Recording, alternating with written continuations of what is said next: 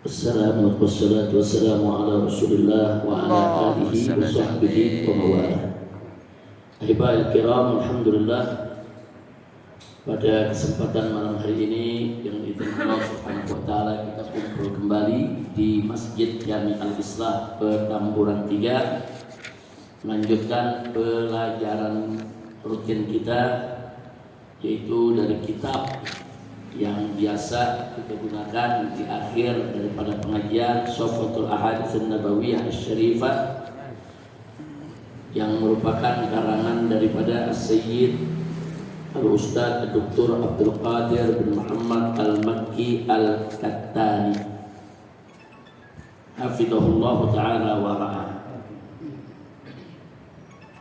Alhamdulillah, tadi kita sudah sama-sama mendengarkan pengajian tausiah pelajaran dari guru-guru kita semua, hafidhahumullah ta'ala wa ra'ahum, matallahu bituli hayatihim wa nafa'ana bi ulumihim fid dini wad dunya wal akhirah, amin ya rabbal alamin.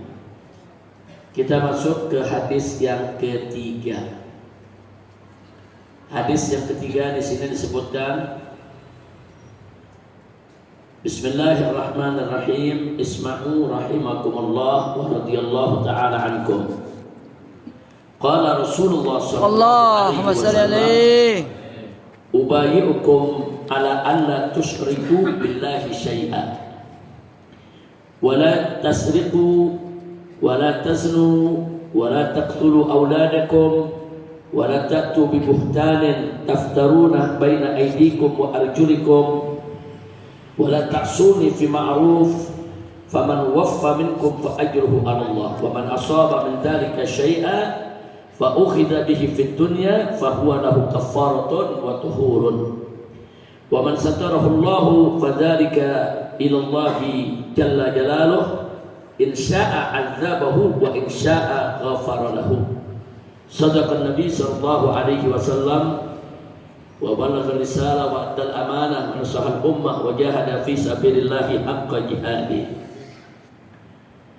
Dalam hadis ini yang barusan kita bacakan ini diriwayatkan oleh, diberikan inisial Hamim. Hamim maksudnya Musnad Imam Ahmad ibn Hanbal. Kemudian juga diriwayatkan oleh huruf Qaf. Qaf maksudnya muttafaqun alaih. Nah, kemudian diriwayatkan oleh huruf ta. Ta maksudnya Imam Tirmidzi dalam jami'-nya. Kemudian nun, maksudnya nun di sini Imam Nasa'i. Jadi kita lihat di sini selain muttafaqun alaih diriwayatkan juga oleh Imam Ahmad dalam musnadnya, Imam Tirmidzi dalam jami'-nya, Imam Nasa'i dalam sunannya. Dan hadis ini adalah hadis yang sahih. Alhamdulillah. Sekarang mari kita lihat apa sih isi hadis ini. Nabi mengatakan kepada para sahabat, ubayyukum ala alla tusyriku billahi syai'an. Ubayyukum. Jadi ubayyukum artinya aku membaiat kalian. Jadi kalau dari bawah ke atas membaiat, itu artinya bawah memberikan sumpah setia. Seperti bahasa Arab bay'an nasu bil khilafah. Jadi masyarakat memberikan baiatnya kepada seorang khalifah dalam kepemimpinan. Tapi kalau dari atas ke bawah itu kata bai'ah artinya ngambil sumpah setia, ngambil janji. Jadi kalau Nabi mengatakan ubayyukum, aku ambil janji kalian semua. Semua yang hadir oleh Nabi alaihi salatu wassalam diambil janjinya, diambil sumpah setianya. Untuk apa diambil oleh Nabi sumpah setianya? Nabi mengatakan ala alla tusyriku billahi syai'an. Itu aku ambil sumpah kalian semua agar jangan sekali-kali mempersekutukan Allah. Jangan sekali-kali mempersekutukan Allah. Jangan musyrik, jangan mempersekutukan Allah. Nah, kita tahu bahwa dosa syirik ini adalah dosa yang terbesar. Min akbaril kabair, sebesar-besarnya dosa adalah mempersekutukan Allah Subhanahu wa taala. Nah, karenanya kalau kita perhatikan firman Allah dalam surat An-Nisa ayat 48, Allah Subhanahu wa taala qala innallaha la yaghfiru an yushraka bih wa yaghfiru ma duna dzalik liman yasha.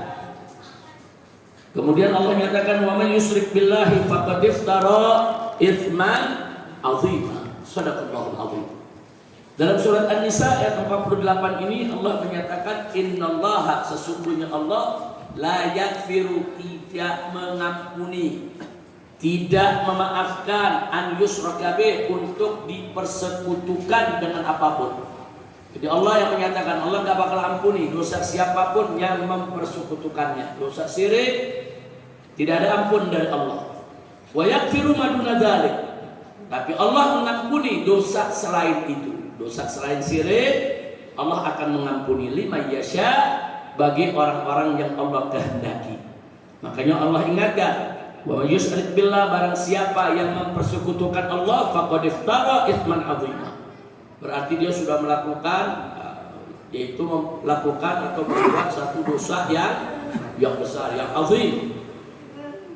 Nah, dari ayat ini kita lihat Allah tidak akan mengampuni dosa syirik.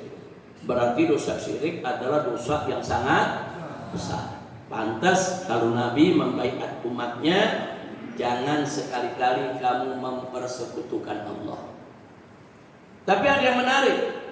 Kalau kita melihat ayat yang lain, yaitu dalam surat Az-Zumar ayat 53. Allah mengatakan, faqala ta'ala, qul ya ibadiyalladzina asrafu ala anfusihim la taqnatu min rahmatillah innallaha yaghfiru dzunuba jami'an innahu huwal ghafurur rahim.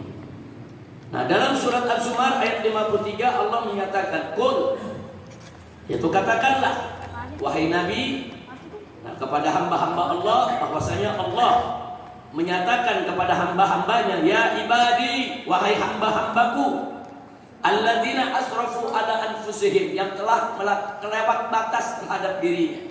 Artinya kelewat batasnya sudah melakukan aneka ragam dosa-dosa yang besar. Saudara, apa yang harus disampaikan? La taqnatu min rahmatillah. Jangan sekali-kali kamu putus asa dari rahmat Allah. Kenapa? Innallaha yaghfiru dzunuba jami'an.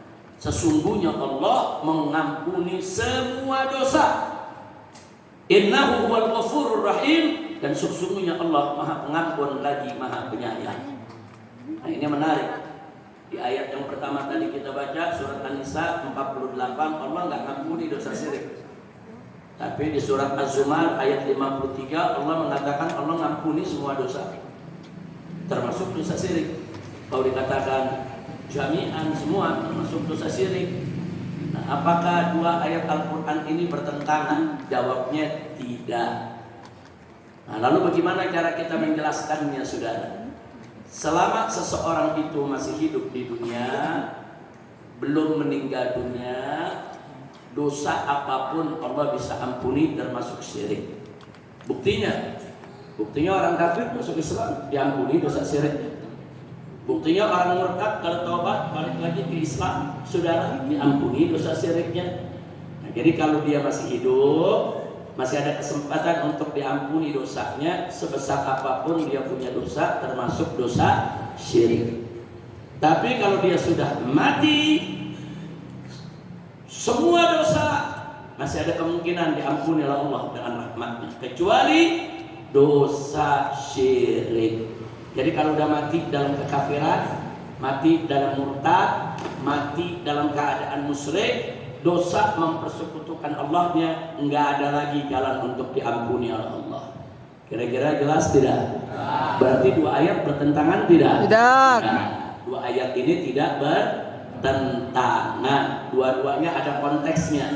Jadi yang satu, dosa syirik nggak diampuni dalam konteks kalau orang meninggal dunia membawa dosa syirik, nggak ada ampun loh. Na'udzubillah min dzalik. Satu lagi konteksnya selama dia hidup, semua dosanya bisa diampuni oleh Allah Subhanahu wa taala dengan syarat kalau dia taubatan nasuha.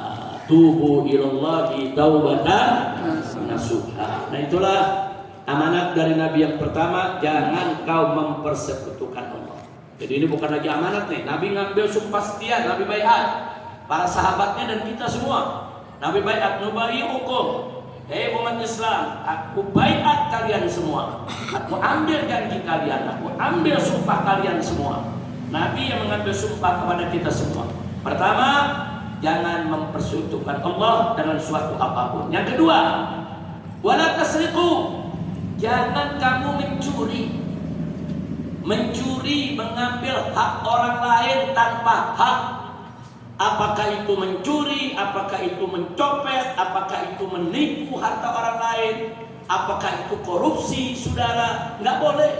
Nabi larang, Nabi ambil sumpah kepada umatnya, kepada sahabatnya, jangan sekali-kali kamu mencuri. Jadi mencuri itu bukan dosa kecil, dosa besar. Korupsi itu bukan dosa kecil, dosa besar. Jadi jangan ada mengira korupsi dan istighfar juga diampuni, enggak begitu, saudara. Jadi dosa mencuri, dosa nyolong, dosa nipu, saudara, atau merusak harta orang lain, termasuk korupsi, saudara, haram, nggak boleh dilakukan oleh umat Islam. Makanya di negara mayoritas Muslim seperti Indonesia mestinya korupsi nggak ada.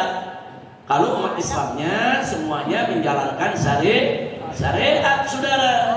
Nah, tapi karena banyak yang anti syariat, nggak mau jalankan syariat, ya begini akibatnya.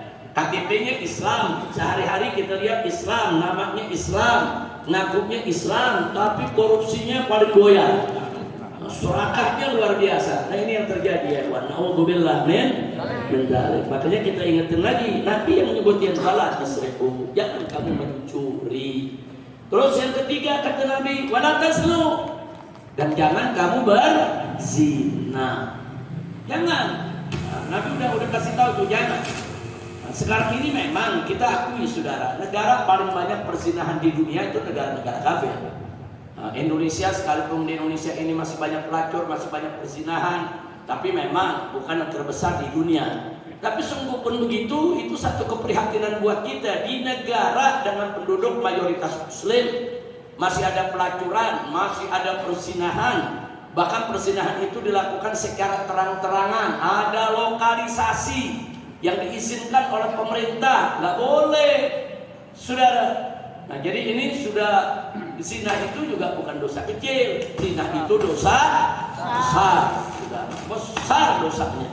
Bahkan dalam Al-Quranul Karim Allah nggak mengatakan wala tasnu, tapi Allah mengatakan wala taqrabu zina.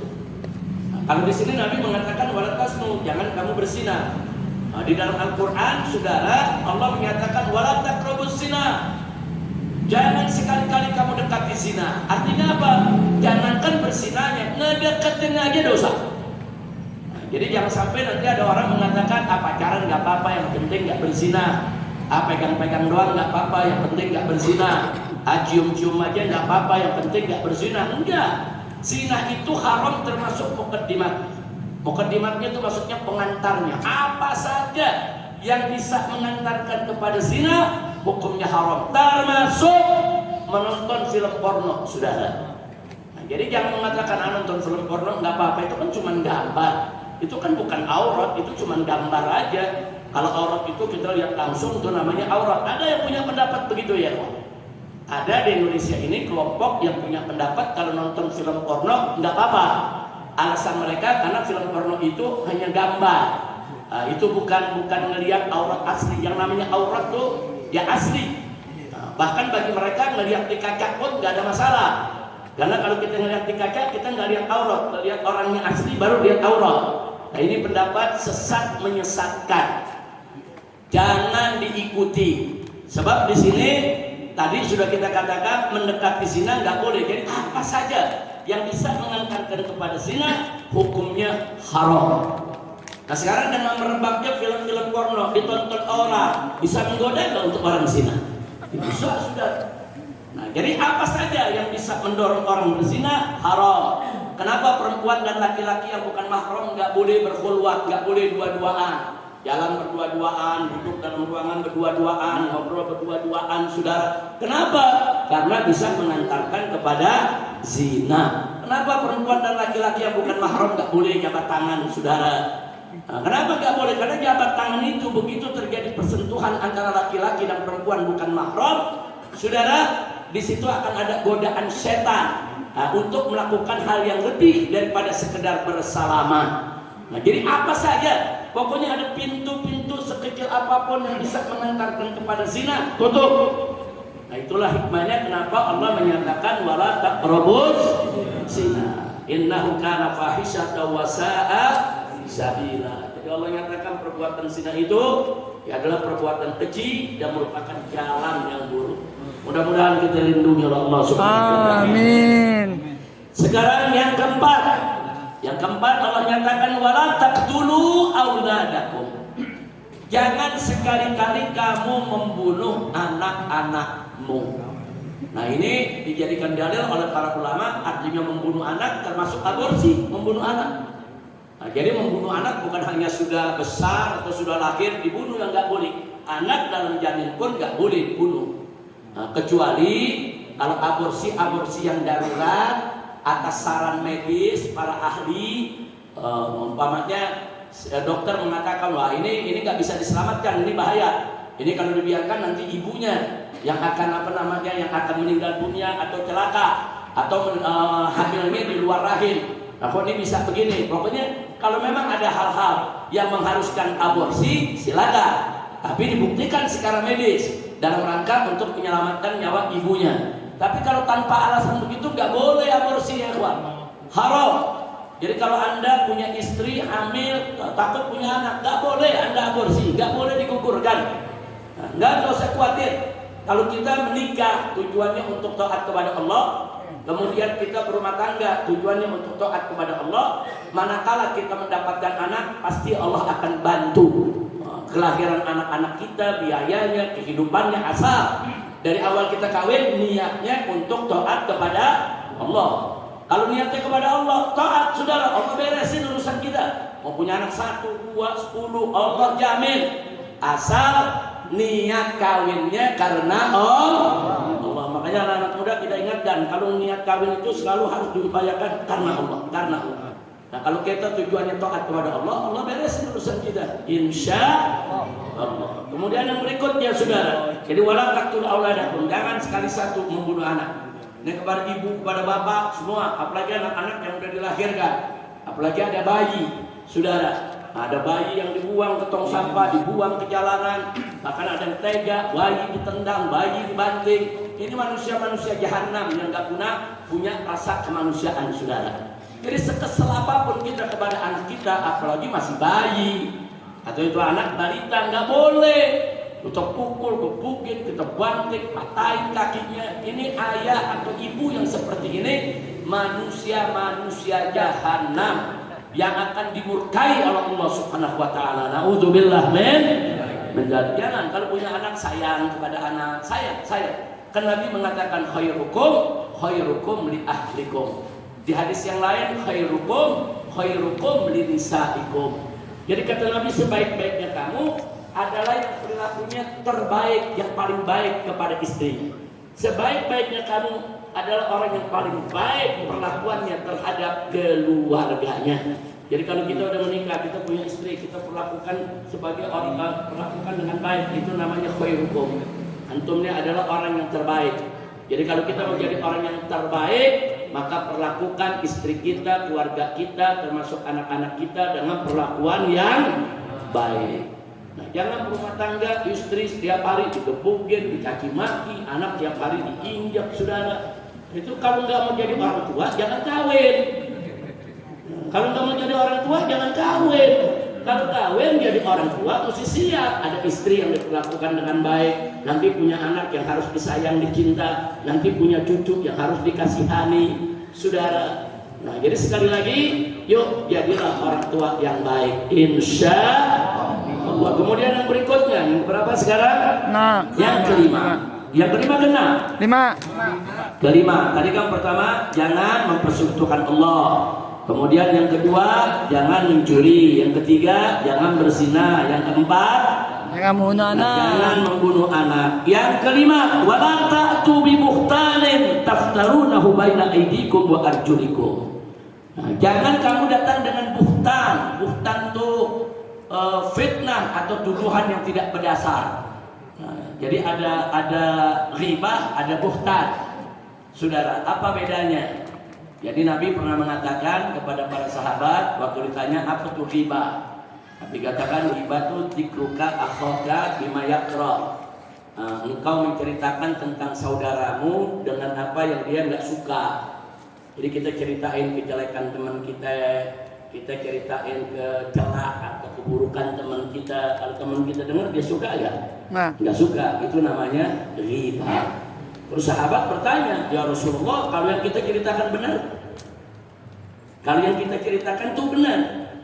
Nah, apa itu tetap namanya ghibah? Kita cerita, si fulan tuh begini, benar, kita nggak nambah-nambahin. Emang betul, orang berbuat salah, berbuat jahat. Nah, kalau yang kami ceritakan benar, bagaimana ya Rasulullah? Nabi mengatakan, kalau yang kau sebutkan benar, maka ditakta engkau sudah melakukan ghibah. Kalau nggak benar, lafaz bahaya, berarti kamu sudah melakukan fitnah, buhtan. Nah, itu yang disebut buhtan. Saudara, itu beda ghibah sama buhtan. Nah, kalau ghibah menceritakan kejelekan orang yang memang orang itu ada jeleknya, memang kejelekannya benar, kita nggak ngarang-ngarang.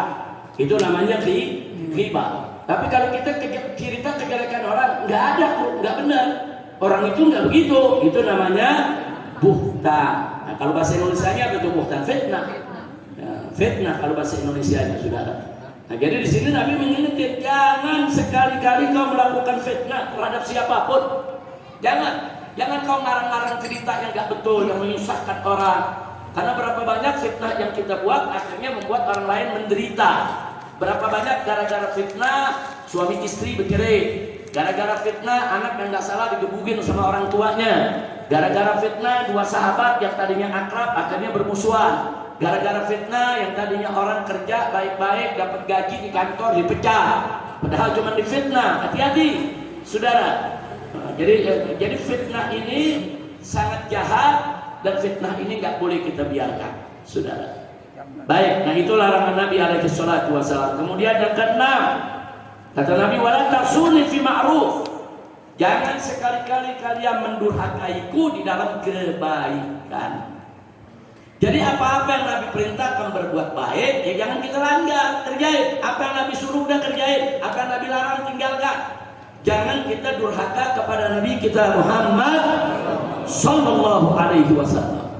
Nah, inilah sumpah setia yang diambil oleh Nabi dari para sahabatnya yang sekaligus juga dari umatnya. Selanjutnya Nabi mengatakan, faman waffa minkum fa ajruhu 'ala Allah.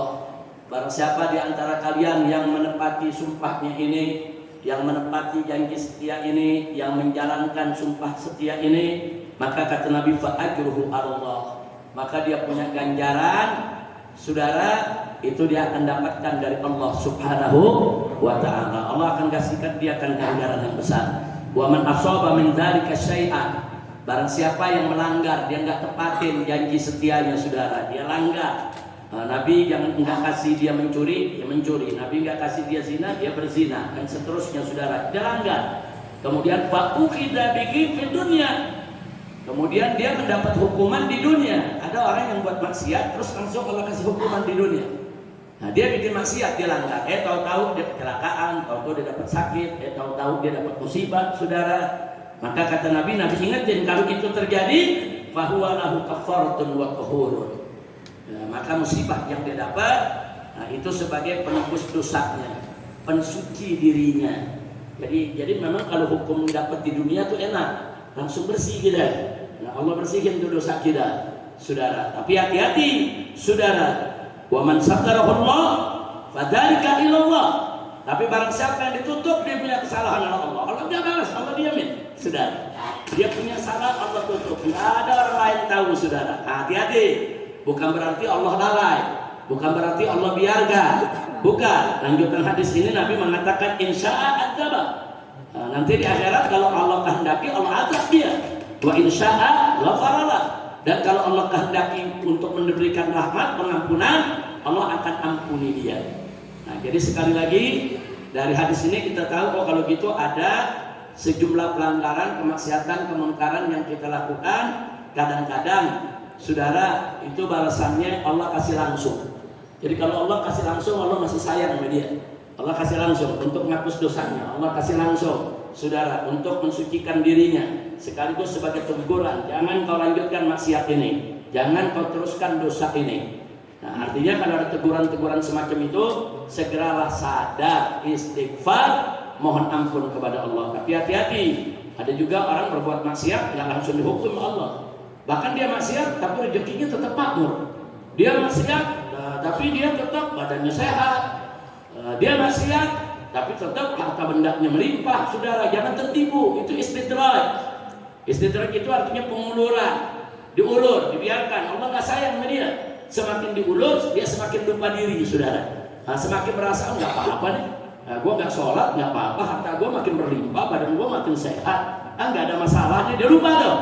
Allah ulur lagi. Semakin dia lupa, semakin dia terperosok dalam dosa, dan semakin berat dia punya dosa.